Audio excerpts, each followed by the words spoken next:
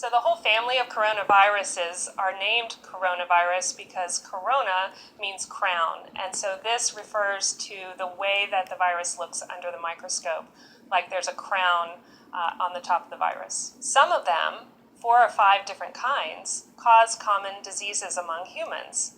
Everything from the common cold to mild or moderate respiratory illnesses.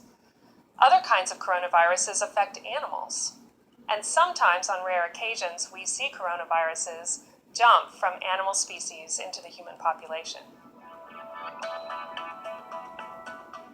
The 2019 novel coronavirus is getting a lot of attention now because it is a new kind of coronavirus we haven't seen among humans before. The theory is that it may have jumped from an animal species into the human population and then begun spreading. We have seen some people that have died of this disease, and we know that there are already thousands of cases. So people are concerned because we don't yet know exactly how severe the disease will be or how far it will spread. When a new virus emerges, we often have to learn much more about it. And one of the things that we question is, how does it transmit from person to person? We know that most respiratory viruses are spread by large droplets that come out when people cough and sneeze and stay aloft usually for about 6 feet in front of them.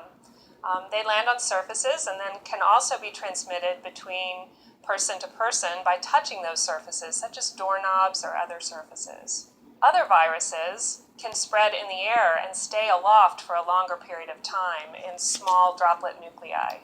For this current 2019 coronavirus, we're not yet sure whether it is droplet or airborne transmission. So we're erring on the side of caution and taking protection as if it was spread by the airborne route. We're still learning a lot about this 2019 novel coronavirus to understand how dangerous it might be. Right now, the majority of the cases are in China. We know that some travelers have brought the virus to other countries, including the United States. I think one of the main things to keep in mind is that this is respiratory virus season, and we have other respiratory viruses like influenza that we need to take precautions because we know we have thousands of cases and thousands of deaths in this country every year from influenza. Given the ongoing transmission of the virus in China, we have a travel alert that was issued by the Centers for Disease Control and Prevention. So at this time, until we know more, avoid non-essential travel to China.